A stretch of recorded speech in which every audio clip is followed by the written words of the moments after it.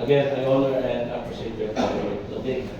So, the topic outline will be, we will be doing 4 sessions today. So, this could be followed or this could not be followed depending on the flow of the training. Basta we will have a break on, walang break yata eh. Break 9 AM to 9:15. But we will just adjust, no? Because 8 pala yung natutulanay dyan na simula, pero yung orientation is 9 o'clock. Okay? So, our topic objective is at the end of this orientation, participants will be able to understand the importance of safety and health in the workplace. Dugay na siguro talaga po, pero ba if I be speaking Tagbis or tawag nito, Bisaya, English, no? Makasabot man na ng Bisaya. Baka mahirapan ako nito magkalisod-lisod pa, no? So, I'm not used to spoken in dollars because I only earn pesos, no? Yun, so, I understand, you have to understand the importance of safety and health. Kaligtasan at kalusugan sa paggawa o sa pagtatrabaho. Okay? How many of you here have been working mga 10 years below? O 5 to 10 years? Either ISAT o sa ibang company? 5 to 10 years? Okay. 1 to 5 years? Okay. You've been working, even if with other companies na, or aside from ISAT, 10 to 15 years. Okay. Huwag mo lang ibaba yung 10 to 15 years. Is it your first time to attend this kind of training? Yes? Ay, how sad. No? Because this should be given to the employees because this training is mandatory. Right? So, dapat kasi ginagawa talaga ito para yung mga empleyado malaman nila yung kanilang karapatan patungkol sa kalusugan at saka kaligtasan nila sa pagtatrabaho. Okay? Sino ang gusto nitong malusog palagi sa pagtatrabaho habang nagtatrabaho? Nakita naman sa lawas. Diba? Sino dito yung gusto nilang ligtas palagi kung nagtatrabaho habang nagtatrabaho? Okay. So now, you get my point. Okay? Okay, thank you for the reactions. Okay. Now you get my point. How important is this training, right? Anong mangyari pag magkaroon dito ngayon ng, biglang magkaroon dito ng lindol? Habang nagtitraining tayo, are you prepared? Ha? What if magkaroon ngayon ng fire incident? God forbid. Are you all prepared? Alam niyo lahat kung paano gagawin? Saan yung exist dito? Yung iba, ganun lang. Alright? Okay. Appreciate and implement the basic concepts of safety and health in their respective work. Understand and realize what to do in case of emergency situation. Okay? Now let's start our session 1 for the importance of safety and health in the workplace. Sige. Dito sa inyong namahaw na.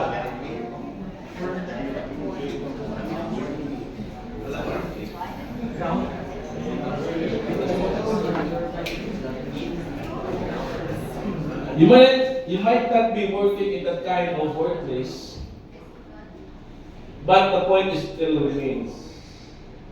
No? That the accident may happen in any type of the workplace. Alright? Now, ito sa Pilipinas ito, have you heard about an incident last February 1, 2017? No? Sa house technology industries, paggawa ng tsinelas sa General Trias, Cavite. Okay? Nasunog. 1,500 employees if I was not mistaken. 3 days after pa ng fire incident, nila na-determine kung merong naiwan o merong nawala sa loob. O merong nasunog. Bakit? Wala silang emergency response procedure na mga ayos. silang magawang maayos na head counting at the time of fire incident. They have to call out or to bring the employees who are not on duty on that day just to identify kung sino yung nasa loob. So, huwag yung mindset na papasok lang, pero wala sa mindset mo yung paano ka lalabas ng ligtas. At kung may nangyayari na, alam mo ba kung ano yung emergency response ng company ninyo. Okay? Now, ito yung Kintex Manufacturing Factory. Nag-store sila ng flammable materials, yung mga hazardous chemicals, walang fire protection, walang fire safety procedures at control, yung naging ng sunog. Okay? 74 people were killed. Okay? That is too much in a company. That shows that the company didn't have really a good and sound, safe emergency response procedure. Okay? Now, yung Skyway Extension Project, huwag mong sabihin na yung insidente nasa loob lang ng establishment. Kasi itong mga sasakyan na ito, dumaan lang sa ginagawang Skyway sa Manila, sa Muntinlupa City. Biglang bumagsak yung nililift na steel beam. Failure doon sa paglift ng material. Hindi naman alam nang dumadaan lang ng mga car o ng mga sasakyan, nasa kanila babagsak. Right? Okay. Our very own NCCC. December 23, 2017, less than 10 years ago, 38 people were killed. Employees of PCSI, yung call center, due to suffocation. Take note, due to suffocation. Bakit? Allegedly, disconnected yung fire detection system nila sa main fire detection system and alarm fire detection and alarm system ng mall. Pinadisconnect daw yata kasi maingay. Kasi tumutunog, kasi may problema sa system. Ayaw nilang ma-distract. Kasi nga, calls, they're taking calls simultaneously. Tama? No? Part of the report says, hindi nila nalaman agad kasi nasa 4th floor yata sila. Hindi nila nalaman na ongoing ang sunog sa baba.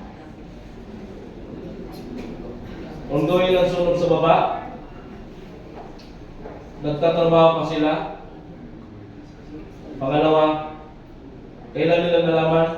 Nung lumabas na yung black smoke sa vent ng air condition system nila. Doon nila nalaman yung heavy dark smoke pag lumabas na sa vent. Doon nila nalaman na may ongoing fire. No?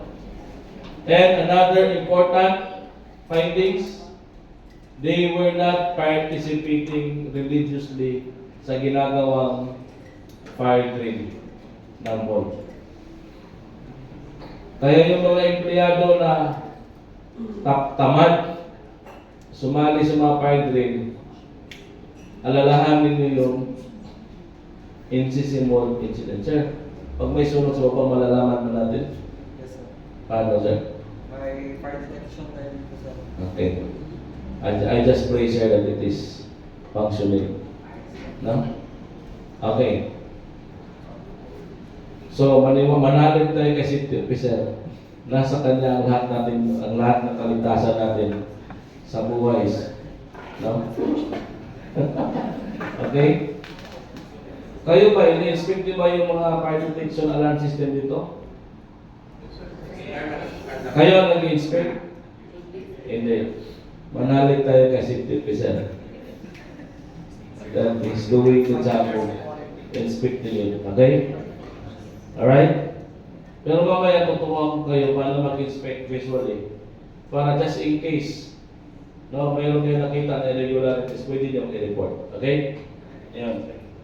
So, ano ba yung global occupational? OS means occupational safety and health. Kaligtasan at kalusugan sa paggawa o sa pagtatrabaho. Okay? According to ILO, the International Labor Organization report, there are 340 million accidents reported, 6,000 deaths every single day. Mas malala pa ito sa pandemic. 1,600 million work-related illnesses, diseases, victims a year. 651,279 deaths a year due to hazardous substances exposure. Right? Merong pandemya na hindi namamalayan. Yung mga trabahante na nadidisgrasya at nagkakasakit sa kanilang pagtatrabaho. And these are all breadwinners. Right? So, in the statistics shown by the Philippine Statistics Authority, the available data shows that there is an increasing number of occupational accidents or work-related accidents by the thousands, no? Occupational injuries, ganun din. Kung may aksidente, may mga injuries. These are reported sa DOLE and recorded by the Philippine Statistics Authority. Now, nagkakaroon din ng temporary capacity. Yung mga trabahanteng lumiliban sa pagtatrabaho, kailangan mag-leave, kailangan maghinto sa pagtatrabaho dahil they were a victim of an accident in the workplace at saka kailangan magpahinga dahil may mga temporary disabilities. Ito yung natawag natin na temporary incapacity. May mga trabahante that has to stop working for 1 week, for 2 weeks, or for 1 month, or even for a year because of work-related accidents. Okay? Meron din tayong permanent incapacity. Yung mga taong na-disgrasya sa pinagtatrabuhan at sa talagang naging permanently disabled o hindi na pwedeng bumalik sa pagtatrabaho. Hello? Hindi niyo ba alam na covered sa yung pagpunta niyo pa lang sa trabaho, it is covered kung mayroon mga aksidente na mangyari. Provided that you are doing really, establish na papunta talaga sa trabaho. In fact, pwede kayo i-cover ng SSS na doon sa employers' compensation benefits. Okay?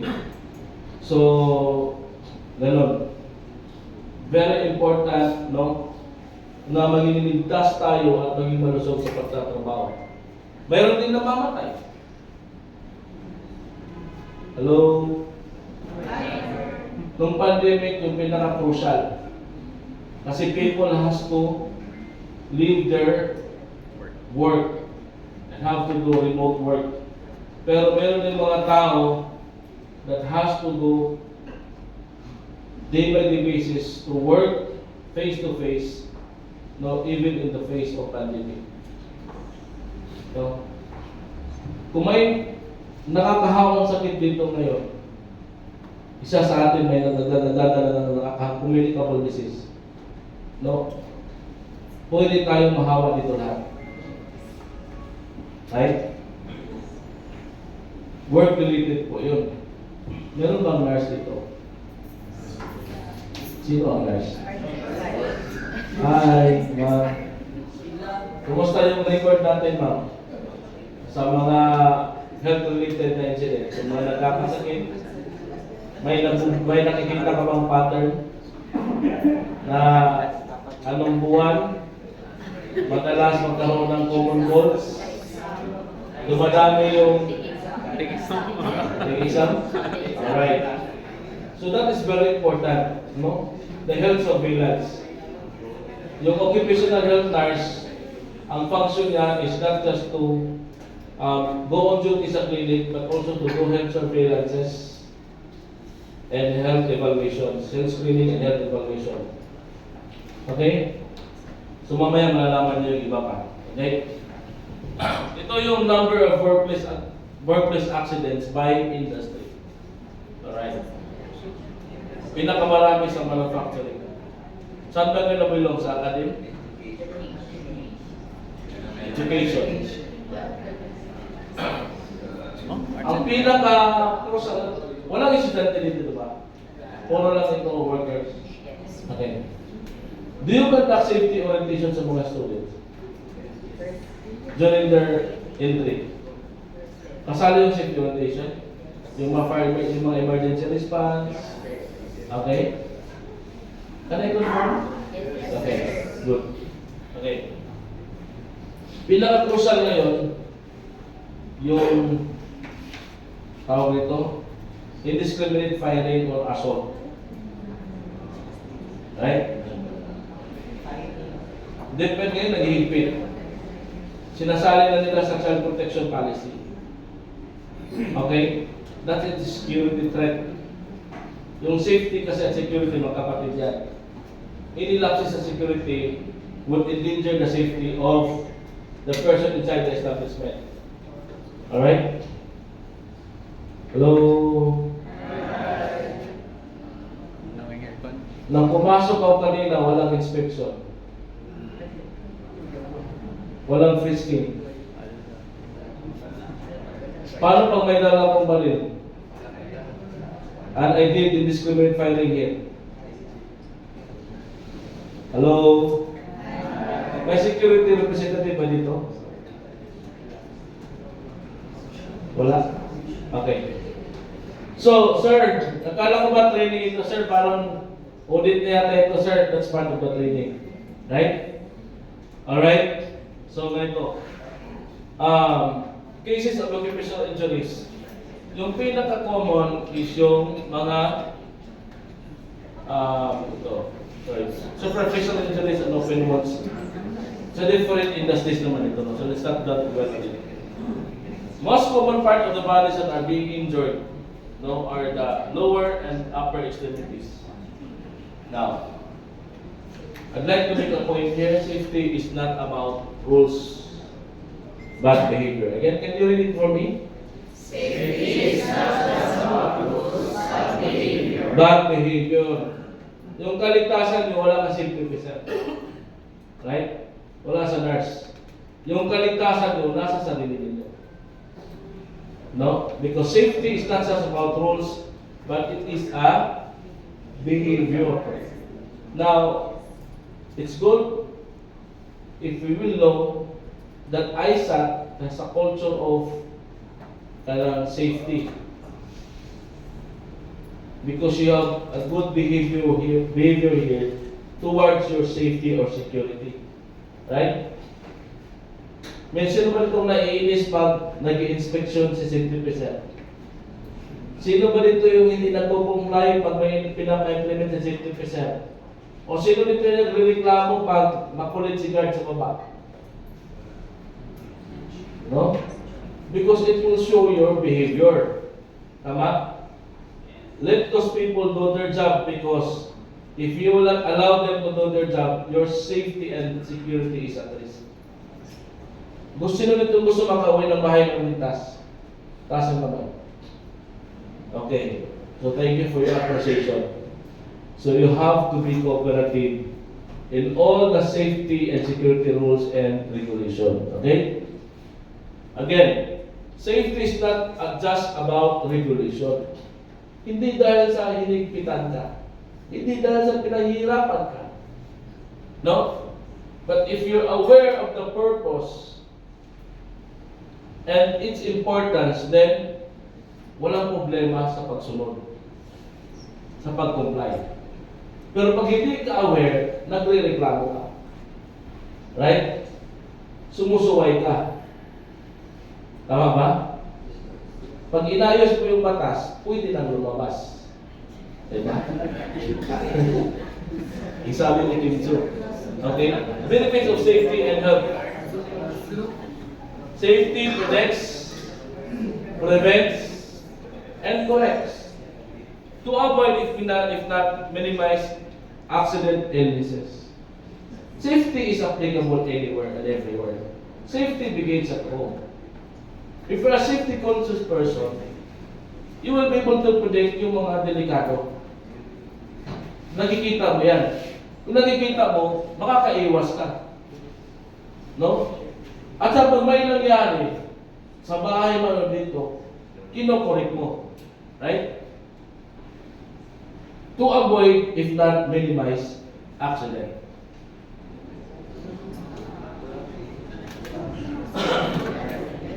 This person here has been a lineman for more than 30 years. Isa lang po ang inakyat niyan, hindi akyat bahay yan, akyat poste siya. He's been doing it 1,000 times. He's doing it every day, every week, every month, every year. Pero bakit na-disgrasya? Kaya huwag mong sabihin sa akin, matagal na ako dito nagtatrabaho. Right? Alam ko na itong trabaho na ito. Sa Bisaya, itawag na siya na daot sa kumpensa. No? Ikalabing isang utos, thou shall not convince. Alright? Hello? Ayaw magkumpiyansa. Kahit sinabi ng single siya, hingan mo ng sinuman. Right? Huwag talaga magkumpiyansa. Okay? Now, ano pa? So, huwag na lang tayo mag-break mamaya, ha? Okay. Yan. Ang inahina na takbo ng pisyon, naligsan pa. May tao talaga ang pinanganak na sadyang danghag tanga. No? That's why safety is a behavior. Right? Now, what the need for us? Bakit kailangan natin occupational safety nila? Kung hindi ko yung pag-uusapan ko na, pag-usapan ko yung welfare na estudyante. When I was a facility hazard control officer, facility hazard control officer, okay. Facility hazard control officer sa Davao Doctors. Pumasok ka doon. When I presented my first inspection findings, they were overwhelmed. Sorry, I mean, okay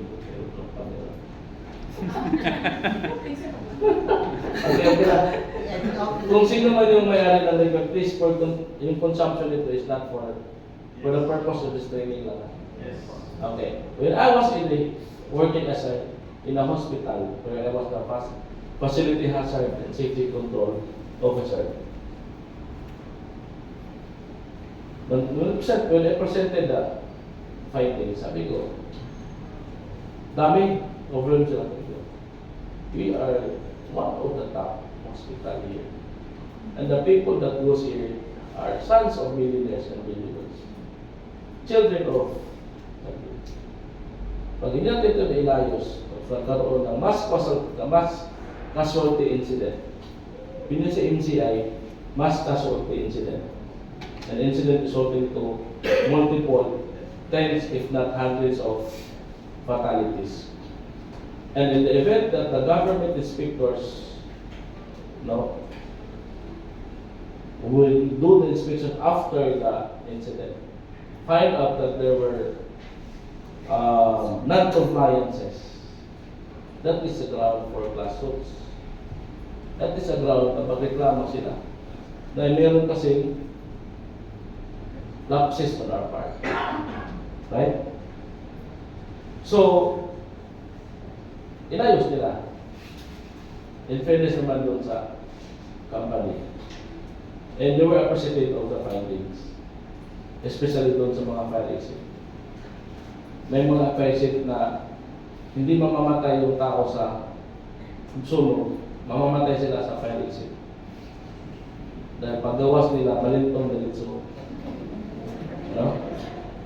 Wala namatay sa sunog, namatay kay napisod, nagligid-ligid sa fire exit. Okay, so that's how serious the safety is. We need to have the need for us because you have your families, right? May naghihintay sa inyo. Also, kailangan yung malusog, di ba? Kailangan yung kumita, kailangan yung pumasok, malusog kayo para may provide din sa company, sa family ninyo. At saka, pagdating on the company side, may regulatory agencies. At saka yung production. Dito, yung production ninyo is kailangan hindi ma-interrupt yung classes due to untoward incidents. Kasi pag nagkaroon ng incident at kailangan ng pagliban ng classes, naku, mahirap yan. Di ba? It will be an additional cost to the company. Right? And the corporate image. And the quality of your services. So you really need to have occupational safety and health. Hello?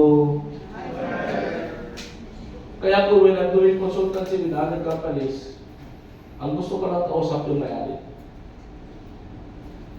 Kasi gusto ko ibigay sa kanya directly kung ano yung recommendation ko.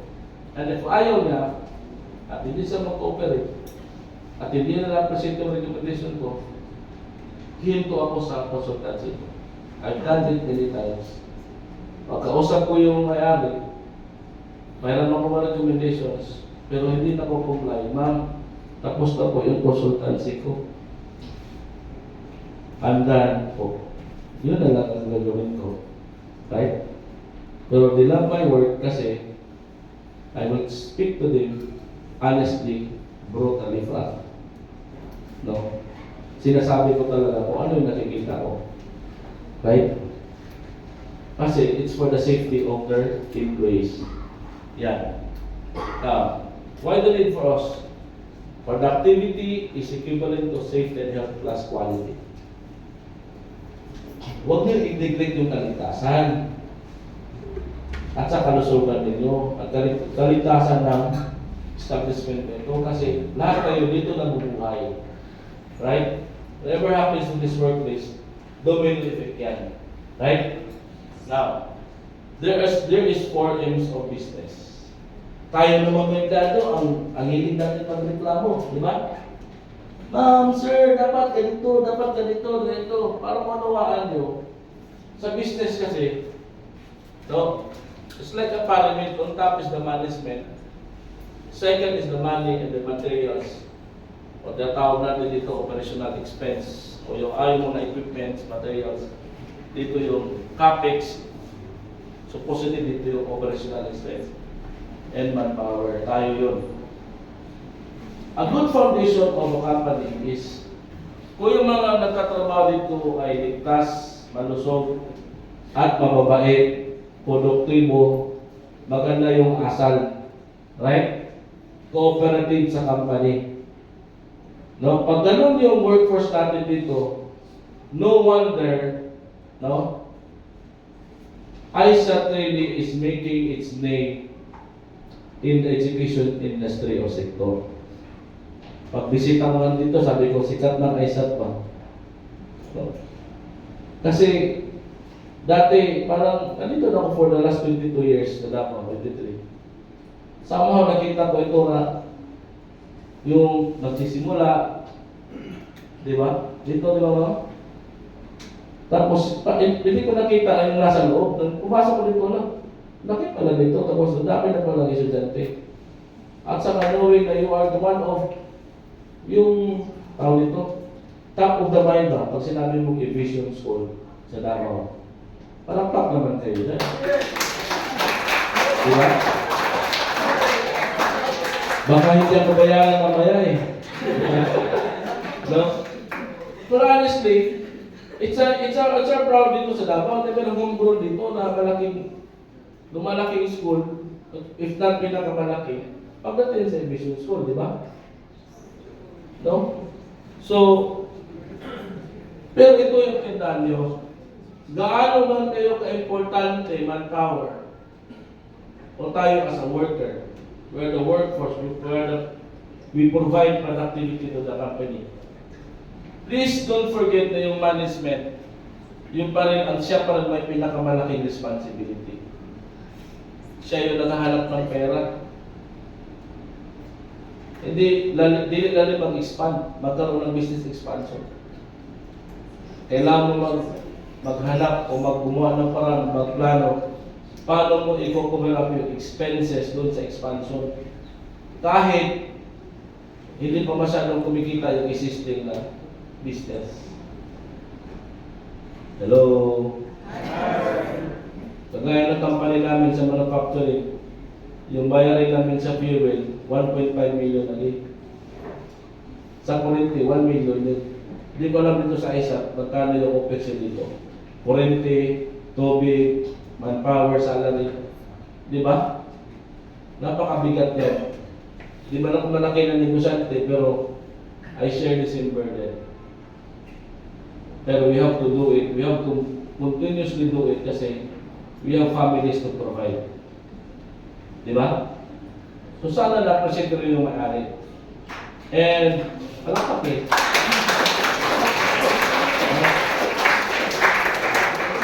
Tapos kayo dito ngayon, pinag-training kayo. Hindi kayo sa trabaho ngayon, pinag-training na dito, bayad pa kayo. Binayaran pa ako. Di ba? Nadamay ako sa bayad. No? So huwag din tulugan ha. Ma'am, ilista ko po yung natutulog mo para hindi siya mabayaran ngayong araw. Okay. So, yun. Sad events. There were people that has to leave the country to work. Tama? And if you have a job here in the Philippines, especially sa local mo, kung saan ka tumitira, sa local, near your local residence, i-appreciate natin. Gano'ng kalaki, gano'ng kaliit yung sahod, at least we don't have to go abroad and leave our families. Di ba? Okay? Now, can everybody read this line? Read this.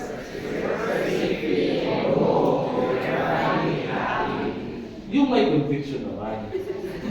Parang iba sa inyo, ayaw umuwi eh. Baka nakasala kanina sa asawa.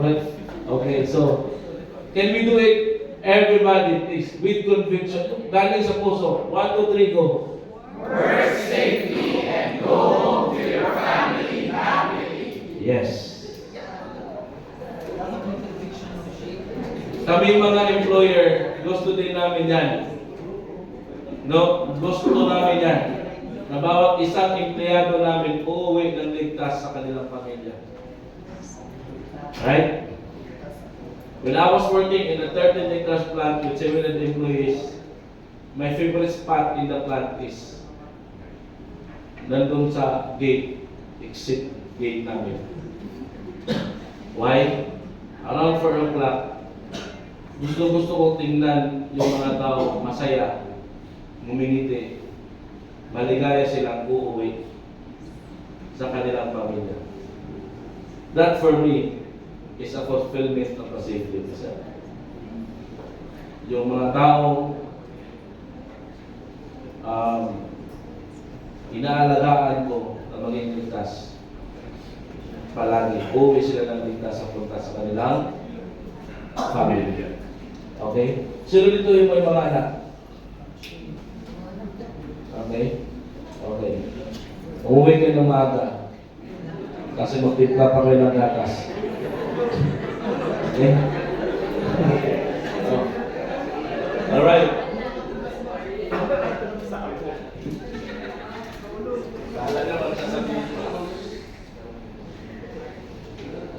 Okay. Let's discuss the DO, Department Order 252 of RA 11058. An act strengthening the host implementation in the Philippines and providing penalties for the violation thereof. RA 11052. Workers' right to know. Sa orientation nyo, as a new employee, dapat in-orient sa inyo yung nature ng trabaho nyo, yung risk sa trabaho niyo, yung hazard sa trabaho niyo. Alright?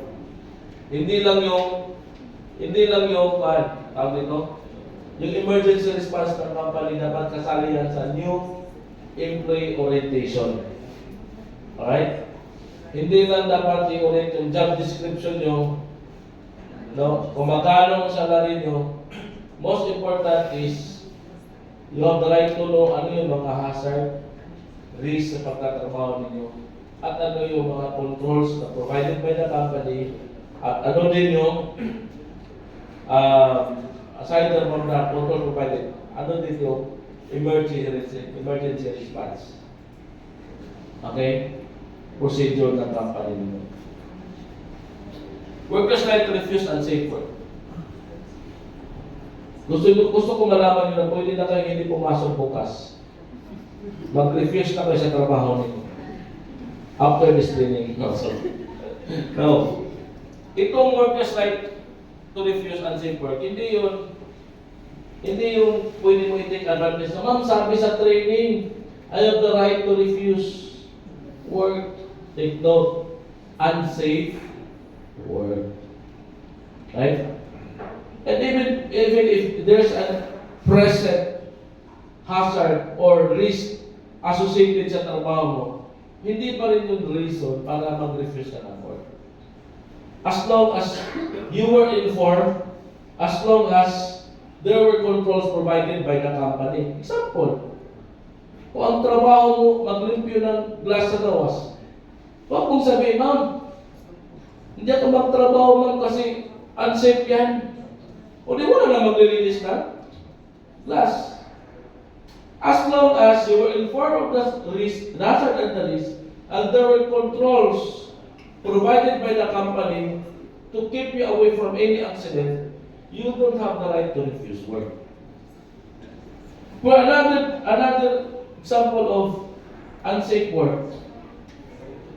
Example, magkaroon ng lindol at this building is classified na red top ng building officials ng LGU.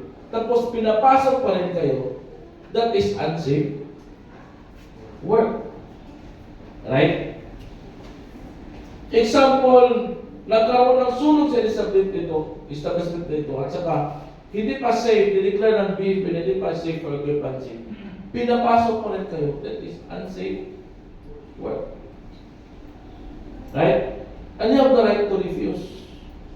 Pero kung sinabi, ma'am, kanang sa akong pagtudlo, ma'am ba, ma-expose ko sa kanang bag bitaw sa kwan, sa whiteboard. Unsafe pa na, ma'am, di na po. Ayaw na pagtudlo. Find another job. Di ba?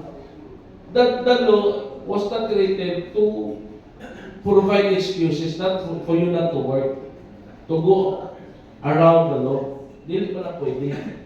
No? May mga specific na provision dito sa kalahon. No? So, dili na sa ako lang gi-qualify pa. No? Kung unsa tong pwede ka mo refuse, kung unsa tong dili ka pwede mo refuse. Right? Kung force majeure, typhoon, nagkaroon ng typhoon sa Davao, level 5, cancel of classes ang LGU at all levels, at all kinds of schools, private or public. Tapos bisulod gyapon kay pasulod gyapon. That is unsafe. Right? Hello? Workers' right to report accidents. May accident dito. You have the right to report for the purpose that the cause of the accident will be addressed upon and be corrected para wala na ibang disgrasya. Pero pag may disgrasya dito, huwag mong i-report sa DOLE, violation yan. No? Kung ikaw empleyado, may nakita kang disgrasya dito, tapos ikaw immediately i-report mo sa DOLE, pag meron kayong policy on accident reporting, you can be sanctioned. You can be disciplined. Kasi dapat meron kayong policy na pag may accident dito, may accident reporting procedure kayo. Saan nyo i-report? Hindi sa DOLE kagad. I-report nyo muna sa safety officer o sa nurse. Pag nireport ka dito, tapos nag-uwi-uwi ka dito na, kabalo ka, sir. Ako kauban dito, sir. Nabalik lagi niyog, sir. Kung na-dili kayo kumaw, ang report. Di ba? Hello? There's proper way of doing it. Even though nagbigay sila ng specific instructions sa mga safety officer how to do about accident reporting. Hello? And it is the responsibility of your safety officer or the nurse to report it to DOLE. It is not your responsibility to report it to DOLE. It is defined in the standards, no, provided by DOLE. Hello? Baka meron dito mag-report sa 911 o mag-report sa mga government. Ma'am, galing ay sa dito, ma'am, kabulo ka, ma'am. Maritis kita ba? Di ba? So, I'd like, merong HR ba dito? There's an HR here? Okay. Ma'am, pakicheck lang ko if nasa policy ba yan. Na the person allowed to report accidents are only those designated personnel. Hello? Para malaman na mo yung lagyan nyo ng violation at saka penalty pag hindi sila sumunod. Hello? Hello? Kahit mareklamo pa siya ulit, hindi kayo pakinggan natin ulit. Pag may policy dito. So, hindi naman kayo binabawalan hindi mag-report. Tinuturuan kayo paano yung proper reporting. Iba't if mayroong kasama ng loob dito sa company, pataka ang report. Di ba? Hello? Nakakaintindihan ba tayo? Kung hindi kayo mababayaran ngayon. Joke lang. I'd like to be friendly to all of us, no? Ano lang kayo makita? O din, ito kung makita. Right? Now, another. Workers' right to PPE. Ano ba yung risk dito? Ano ba yung hazard dito? At saka risk. Ano ba yung delikado? Ano ba yung risk dito? No? Example, may mga harmful chemicals kayo dito. So dapat, may provide ng PPE. Hello? At saka yung PPE should be provided free by the employer. It should not be shouldered by the employee. The law is clear on that. And there's a penalty pag hindi yan sinusunod. Hello? Pero pag ikaw naman binigyan ng PPE, kailangan bigyan mo ng atmosphere. Kasi pag in-abuse mo, pwede yan i-charge sa'yo. Ma'am, HR, 60%, pwede yan gawin policy. Hindi, binigyan ka ng 10 pesos, pwede in-abuse. Within 1 month, gising na. Tapos upon investigation, inabuso mo, it could be charged sa mo. Kasi lahat ng PPE, meron niyang lifespan. May mechanical or may mga tawag na shelf life siya. No? Yung mga teachers, sa mag-expose sila sa dust, expose sila sa kwan, or medyo meron silang ubosipon, mask should be freely given to them. Available dapat siya sa clinic. Hello? Ayaw mo mag-artist. Sir, ma'am, gusto ko yung gold na mask. My God. Diba? Hello? Huwag ganyan. Alright? So, workers' right to PPE. Then, provision of safety signs, safe use of equipment. Meron kayo may equipment sa baba, nakita ko. Sa baba ba yun? Then, provision of post information. O, ito na ginagawa natin ngayon. Mandatory 8 hours. Alright. Now, these are the script of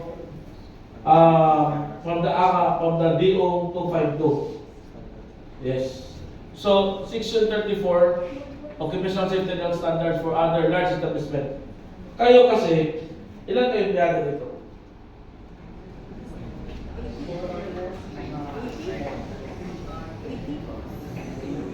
80? Okay. So 80 kayo, kasali niyo yung mga subcontractors o agency, manpower? Sa 80, kasama yung mga manpower, engineers manpower here, manpower agency? 90. Kung kasali sa mga 90. Ngayon, supposedly you will qualify as a small establishment. Pero my definition kasi sa akin, employees means occupant kasi yan. Pero isasali na natin yung mga estudyante kasi occupant din sila. They are here for no less than 4 hours to 8 hours. Right? So hindi lang kayo 200, you're more than 200. Di ba? You're more than 500 if I'm not mistaken, tama? At a given day. Di ba? So you belong to the large establishment. So you need to have OS program. Large establishments have developed and implement an OS program. No? Which shall be signed by the employer. The employer shall ensure that the OS program is comprehensive and inclusive and that the safety and well-being of all workers within the workplace are safeguarded. So it is the responsibility of the employer or the owner to create an OS program for you under the law. Then there must be a designated OH personnel or occupational health. Large establishments shall have the following OH personnel. You have to have first aider. No? Ilan ba yung first aider nyo dito? Dami nyo 500 plus. Baka isa lang yung first aider nyo. Hindi counted yung nurse ha. First aider is different sa nurse. No. Sino sa inyo dito ang first aid train? Train sa first aid? One? Kamuntalan? Yes, sir. Bakit hindi ko sinabi? Tapos masasapan natin. Lahat pala kayo. No? Lahat kayo first aider nito? Yes. Bakit hindi ko sumasagot sa iba? Shy? Okay. Now, dito.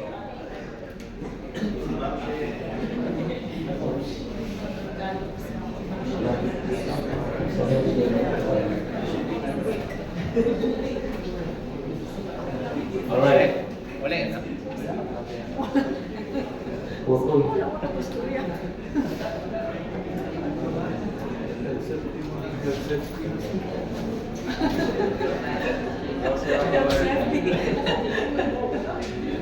Uy, nakunsa na.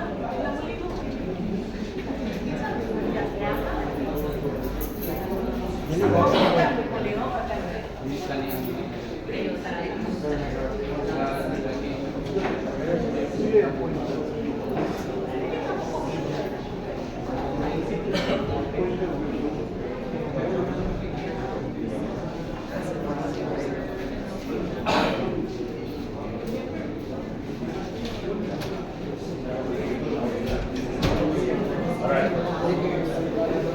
Okay, another provision of the law.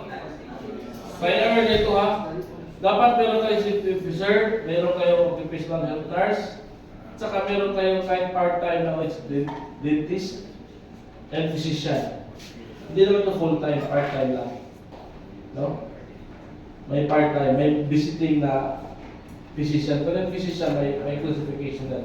Dapat they are practicing occupational medicine, a co-member. Hindi siya pwede generalist, hindi siya pwede internist. Dapat occupational medicine.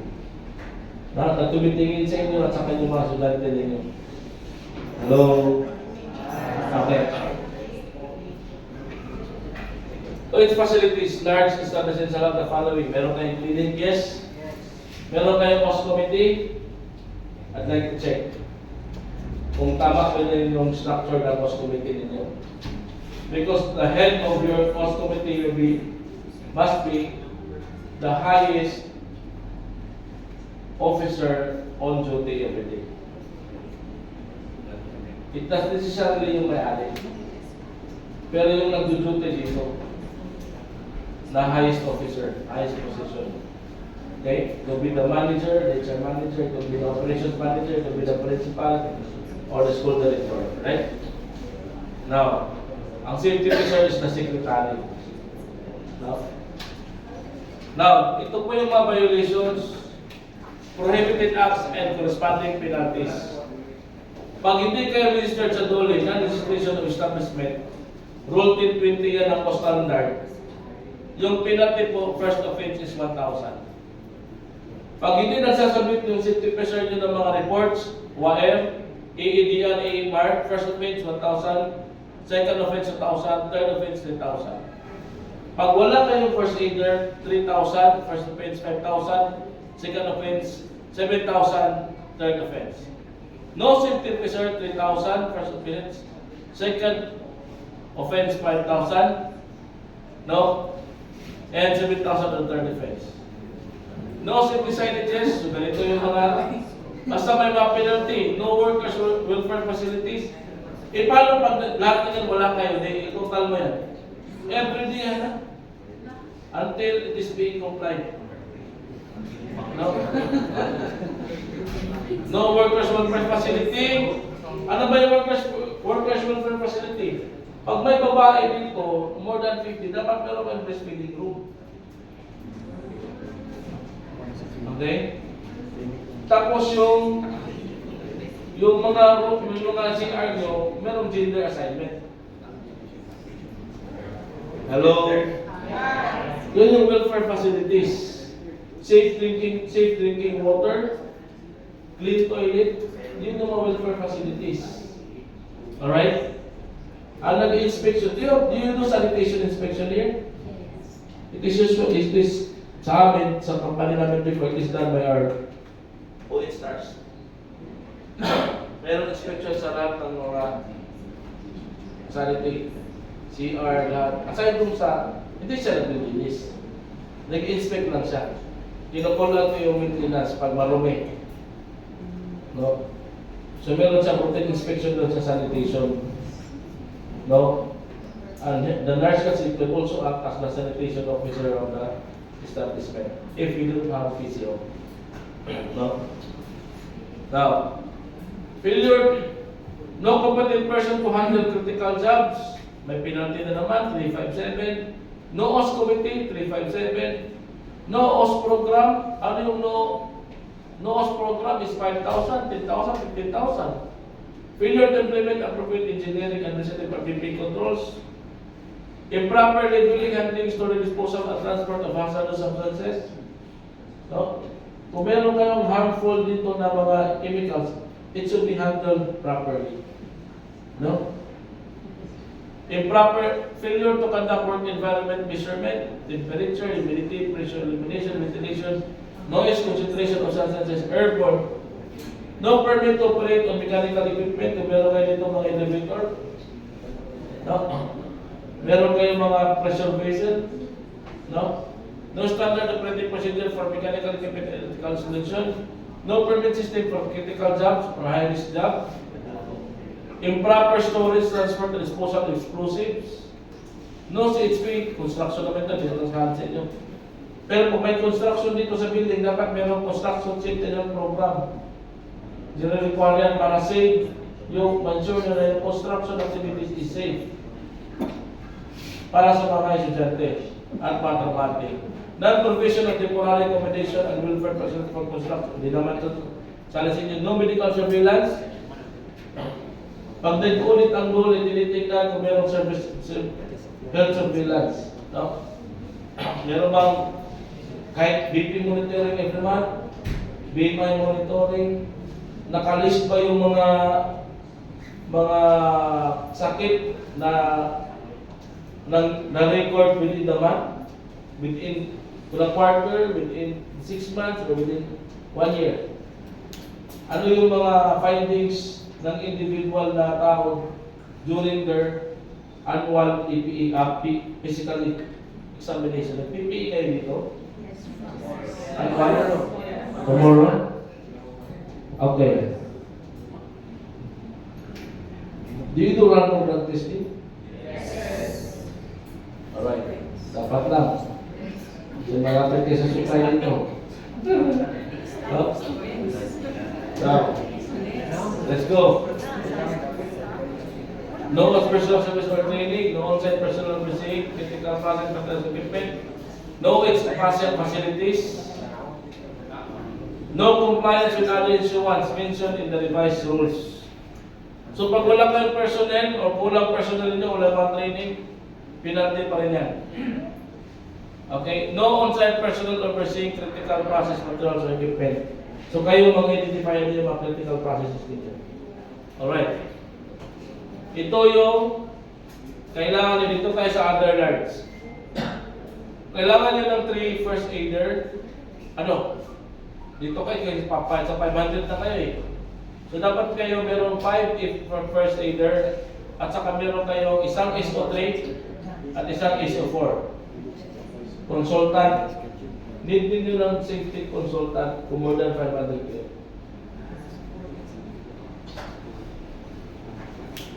Now, ito yung inventory ng mga medicine supplies. Pag nag-inspection tayo, kasi dito tayo sa 500 to 2,000, dapat yung mga supplies nyo, yung quantities compliant. Pag nag-inspection ba tayo ngayon sa clinic, tama ba, adequate ba yung supply, yung quantities? If not, that is a violation. Right? Parang hindi nyo ako gusto marinig na. Lalabas na lang ako, hindi ko na pipilit yung sarili ko, sorry. I'm just doing my job as a trainer here. Okay? O dito pa, yung medical supplies, ganyan. Continuation. So, dapat meron ng ganyan na. Depende gano'ng karami yung tao. Now, yun. Ito naman yung sa okay, ganun pa rin. So we are now done in the session 1.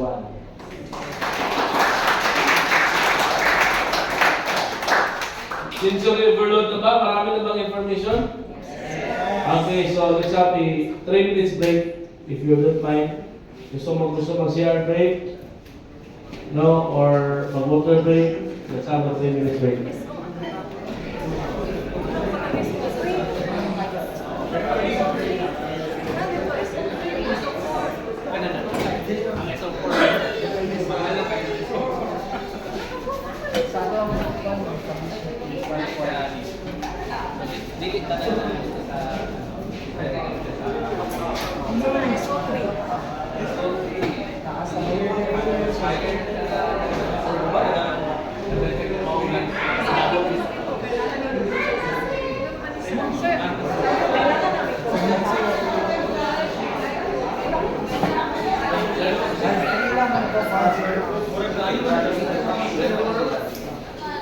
Sando, ang nakasabi hindi siya yes. Pero baka operational condition ma'am.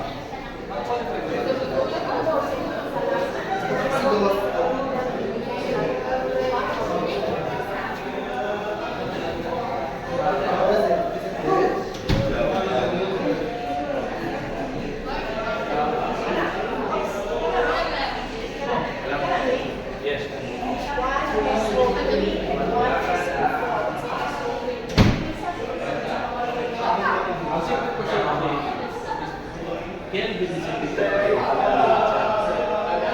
Gawa na tayo ng accepted dito sa pagkaisa. Ang qualification sa meron sa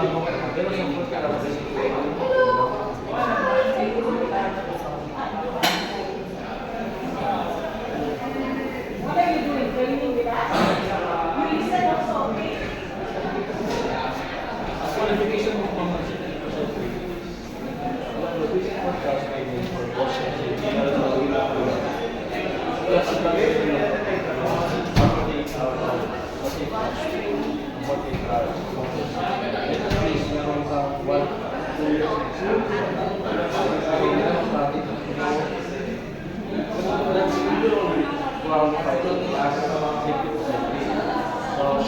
after this transform na what is the proof na may certificate? Yung mga training na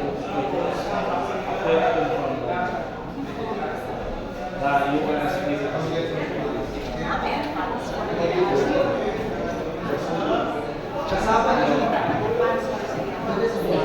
lost control management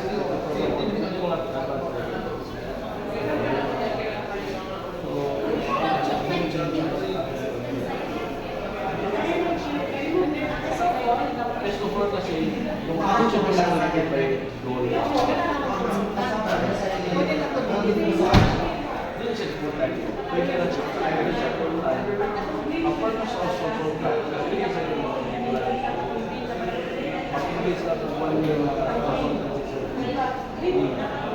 purpose ba is it kasi buwag lang magpupulot assist na sa Ako ang connoisseurs na.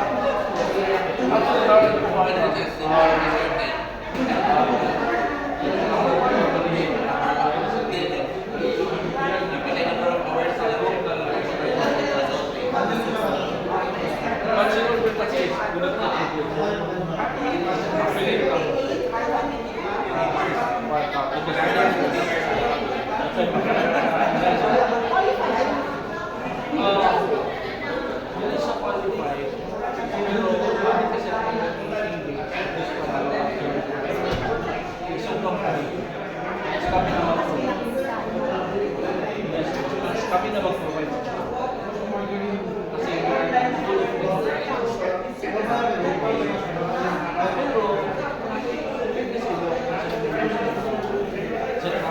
service.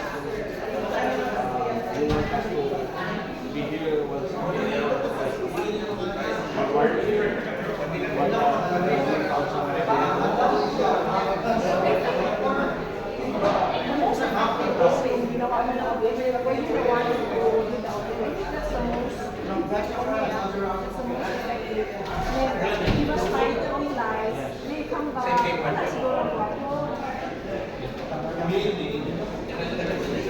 Para participate in the program.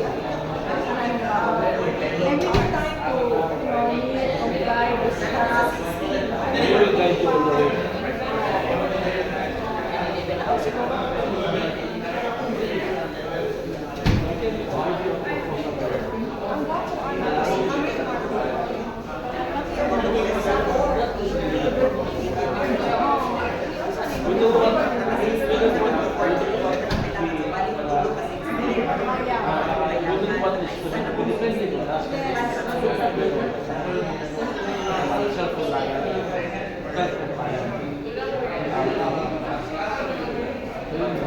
Para meron opportunity mo.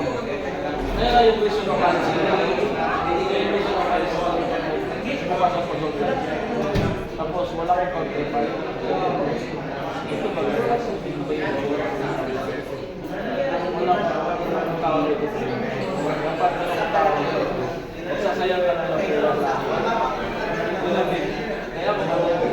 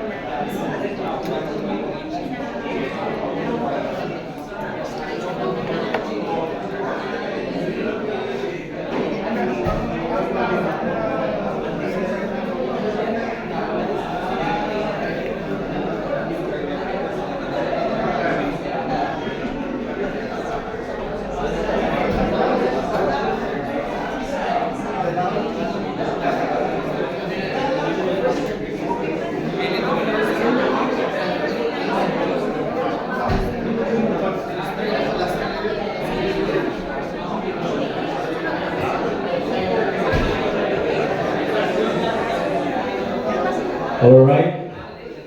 Tapos na po yung health break natin. Tapos na po yung CR break natin. So can I have your attention now? Please settle down. Okay,